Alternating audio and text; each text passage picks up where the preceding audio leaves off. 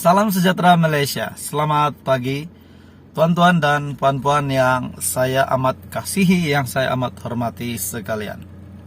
Oke, jadi tuan-tuan dan puan-puan semua, rakan-rakan keluarga, terima kasih sebab sudah support channel ini. Semoga Anda terus support channel ini, dan kepada yang baru dalam channel ini, terima kasih juga.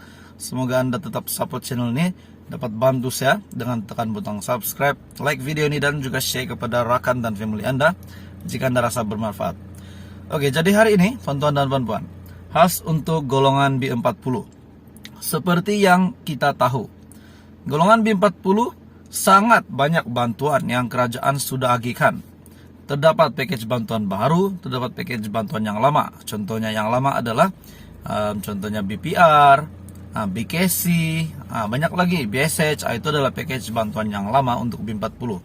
Dan pada tahun ini pula BKM fasa tahun 2020 dibahagikan kepada 4 fasa, yaitu fasa pertama, fasa kedua, fasa ketiga, dan fasa keempat. Namun tidak semua golongan akan terima setiap fasa ini. Contohnya golongan belia akan terima hanya pada fasa pertama dan fasa ketiga saja. Manakala golongan yang lain, contohnya warga emas, akan terima full 4 fasa ini, yaitu RM 150 setiap fasa. Jadi kepada warga emas di luar sana, Anda akan mendapat bantuan BKM 2020 fasa pertama hinggalah fasa keempat sebanyak RM 150 setiap fasa. Oke, jadi di sini apa yang saya ingin kongsikan kepada Anda, berita baik kepada semua yang diumumkan secara rasminya daripada Menteri Keuangan kita, Tengku Zafrul. Oke, melalui pengumuman rasmi Tengku Zafrul melalui laman FB rasmi beliau berkenaan dengan BKM, memang ramai yang gagal pengkreditan BKM fasa pertama. Jadi di sini pengumuman yang diumumkan oleh Menteri Keuangan, saya ingin sampaikan kepada Anda. Untuk BKM fasa pertama yang gagal, untuk status bila Anda semak di portal itu kan Anda gagal. Jadi di sini adalah satu pengumuman penting khas untuk B40, di mana BKM fasa pertama ataupun BKM rayuan sudah dibuka sejak dari 2 Mei lagi. Jadi Anda boleh membuat permohonan ataupun rayuan BKM.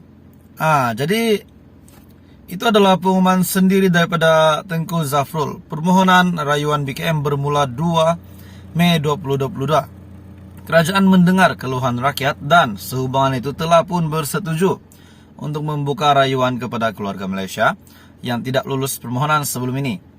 Rayuan boleh dibuat secara dalam talian di bkm.hasil.gov.my mulai 2 Mei 2022, dan penghantaran borang rayuan secara fisikal di cawangan LHDN mulai 9 Mei. Jadi kita boleh buat online mulai 2 Mei, dan kita boleh buat secara fisikal secara penghantaran borang bermula pada 9 Mei.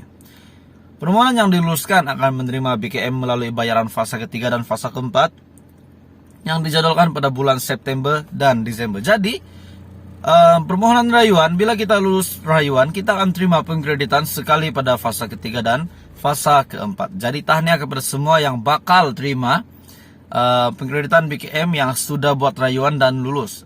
Jadi kepada yang di luar sana yang belum membuat rayuan, sebab Anda belum terima apa-apa pengkreditan bantuan keluarga Malaysia, Anda boleh membuat permohonan melalui portal, melalui 2 cara, yaitu melalui portal rasmi bkm.hasil.gov.my pada 2 Mei, dan juga melalui secara fisikal melalui penghantaran borang pada 9 Mei, atau penghantaran borang rayuan secara fisikal di cawangan LHDN. Jadi bukan di cawangan lain ya tuan-tuan dan puan-puan. Anda boleh buat rayuan ataupun menghantar borang rayuan di cawangan LHDN mulai 9 Mei. Jadi itu adalah info penting khas untuk B40 hari ini yang sudah rasmi diumumkan oleh Menteri Keuangan. Semoga info ini bermanfaat untuk Anda. Saya harap Anda dalam keadaan yang baik. Terima kasih Malaysia kerana menonton.